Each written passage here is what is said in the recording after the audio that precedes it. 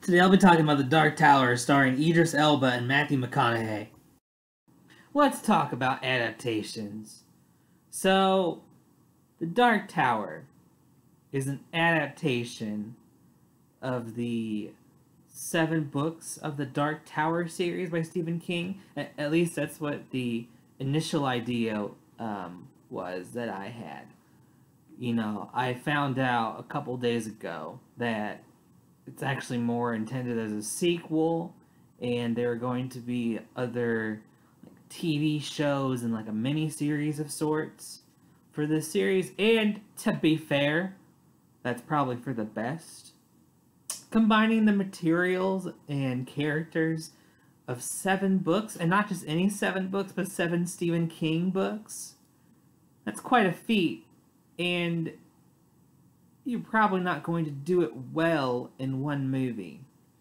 And coming in with that knowledge, I wasn't as peeved about, what changed and what stayed the same. In fact, I was very pleased with what stayed the same, and it also was thrown in there as references to other works of Stephen King's. Now, you can see behind me that I have a decent amount of books in my library. I have other bookshelves too. This is just the main one that I have, where my particular favorite is Stephen King himself. Now, I'm a little weird in the sense, very weird, but in the sense of Stephen King reading, I'm a little weird because I don't really read things in a linear fashion, and I promise this ties in. Just stick with it for a little bit. When I was in 7th grade, we had a bunch of books to choose from that we could read. We had to read something, and I started to like Stephen King around that time. I knew I was growing up from R.L. Stine, and I needed someone a little edgier, a little darker to read, and I happened to find book 3, The Wastelands, of the Dark Tower series, and it was a pretty big book for that time of life, and I read it, and it was good. I knew about Roland, I knew about Jake, I knew about this train station, and I knew that there's this tower, and definitely about the Man in Black, and this sense of Ka, which that is one thing I have to admit I was a bit disappointed about, coming to think of it, is that Ka is not really in this movie. Not entirely, anyway. You have some other characters, and to be honest with you, I really haven't read the whole series. I read the 3rd book, like I said before, and I've read parts of the other books, and nothing, personal against them. I just haven't really, taken that time to fully read it. And I wanted to test something here. I wanted to watch this movie independent of my attachment to the Dark Tower books, and just see how I felt about it. And I would have to say that was an interesting experiment. Maybe not that interesting, but it was an experiment, and I think it made me like the movie more. I will say, if you don't know anything about Stephen King books, I don't know the percentage of that, but I'm sure it's more than a couple people. This will probably just feel like most of the movies you've seen. You'll probably get the fantasy element a bit with the portals that come in. Yeah, there's a few of those, and just this kind of otherworldly, literally, in this movie, sense about it. And, even the planes are telling me it's otherworldly here. But, you get these senses of things, but you don't really get the whole story. And I think that's probably the best way to describe this movie. You get the sense that this series is a great series, to read. But you don't really see all of that come to life. And you kind of wonder just where this movie is headed. And whether or not you know about the external circumstances or have read the source material, that will hinge, I guess, kind of define where you stand with this movie. If you're looking for something that's, intense, there are definitely some intense parts. I wouldn't say this is the most intense movie I've ever seen. Um, it has plenty of fight sequences. It has some very creepy characters. You have Matthew McConaughey as the Man in Black. That's not really a spoiler. That's in the trailers. Though, trailers are getting more spoilerific these days. You have Idris Elba as Roland the Gunslinger, and I have to admit, he's pretty good for this role. And props to this movie for putting together the other another actor, that's black as well, to be his father and recognizable enough. I feel bad because I don't, I couldn't tell you his name without looking at IMDb first, but I recognize him as the Allstate guy. It tells me I'm in good hands, so that's nice. Even aside from that,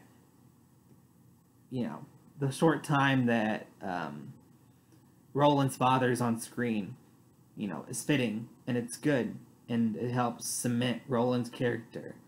And Roland himself has a bit of struggle in making sure that he keeps fighting the good fight, and that he doesn't quit becoming a gunslinger just because he wants, vengeance, as they say.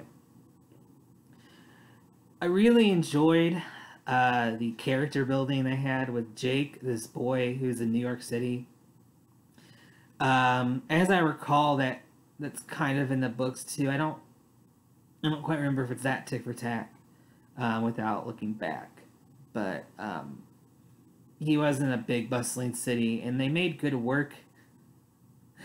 They made good work of the scenes where Jake and Roland were in our world, the Keystone Earth, which has to be a reference because no one would naturally call it Keystone Earth. And you have Midworld, this other world that Roland was on, and the Man in Black is on as well. And you have the Dark Tower itself, which is the center of all of these worlds that are supposedly all on top of one another. And it made me think of a bunch of pancakes.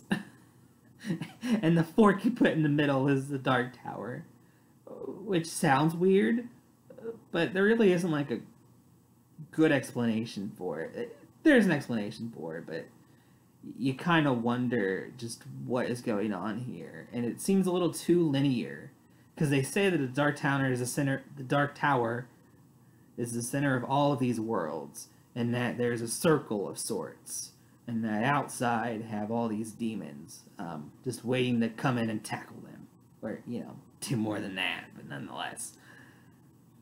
You have some interesting fight scenes with some demons, except I don't know, it was kind of mindless. I was more intrigued when you didn't actually see the aliens of sorts. These weren't laughable aliens. They were good aliens, but you did wonder just what their purpose what the purpose was. Not because you don't know who they are or what they're trying to do, but you have all these wicked human-looking creatures anyway, called Skins, who the Man in Black, whose name I guess is Walter of all things, is in control of. But at the same time, you have aliens too. I mean, these Skins people are freaky anyway. Honestly, just doing a character study on these Skins people, they have these lines that go on the side of their neck. It kind of is their defining characteristic. One of the things I should mention too is that the Dark Tower is known to have all of Stephen King's tropes or ideas that he uses, and is supposed to connect all of his other books.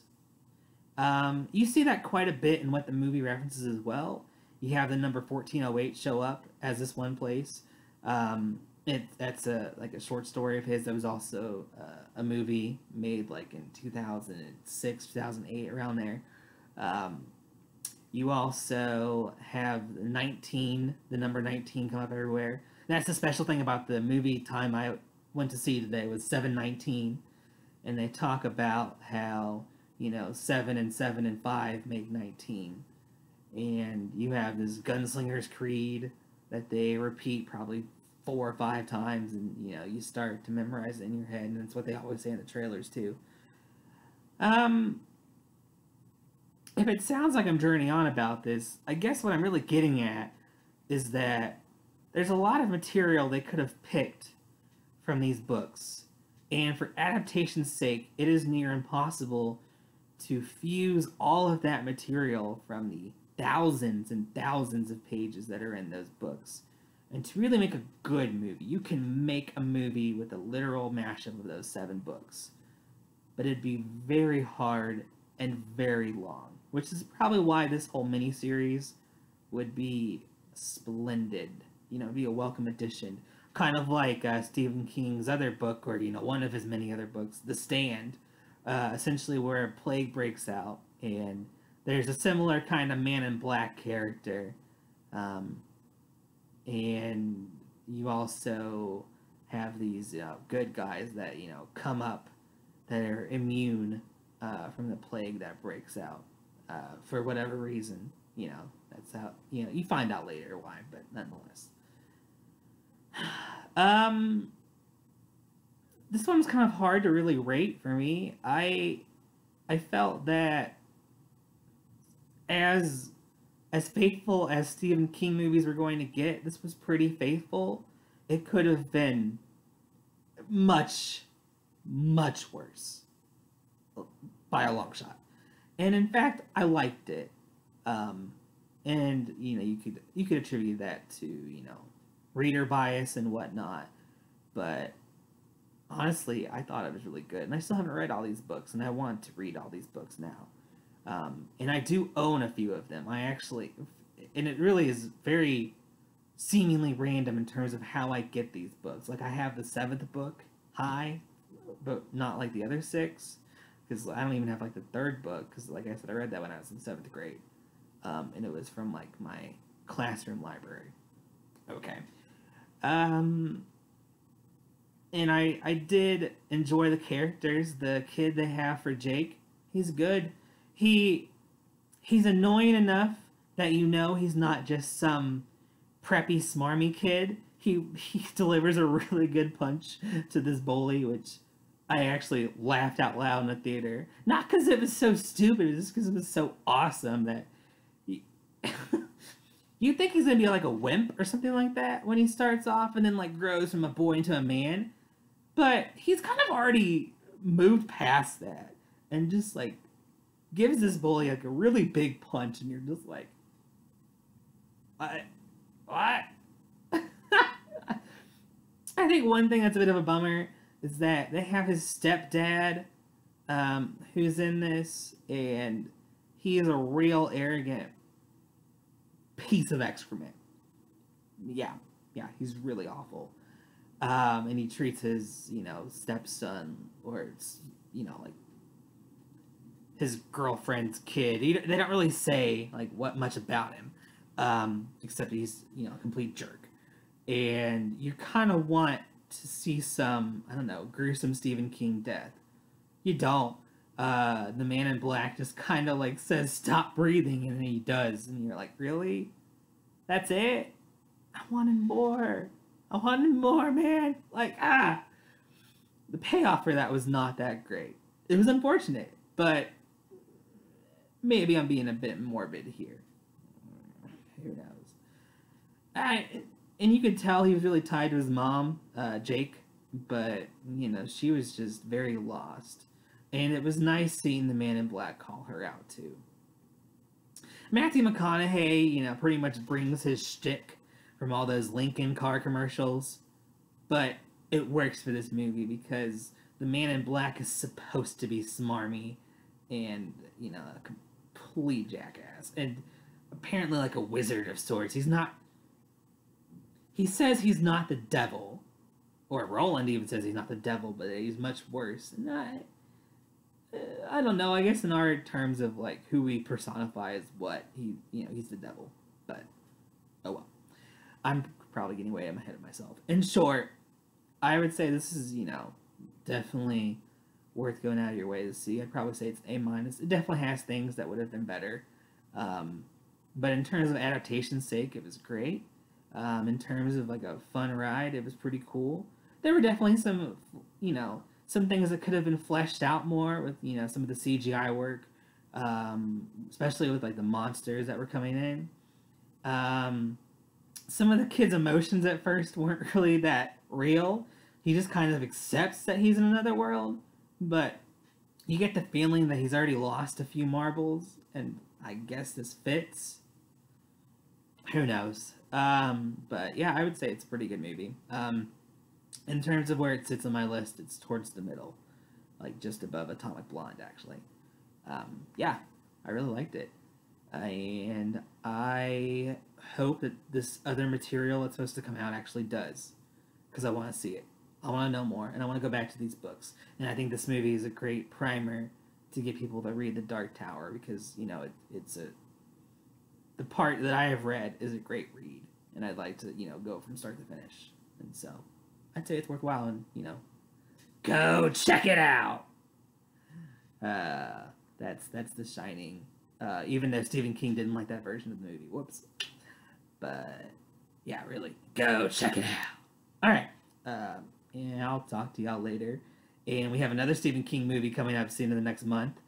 The remake of It. Oh, I'm excited for it. And I have that book, and I am going to read that book before the movie comes out, because I want to know just how true it really is. Alright, so this was a lot of fun indeed. And I'm glad I got to see it on an opening night at 7/19. That 19 is special, man. I'm telling you. Alright, for real now. I'll see you guys later. Bye.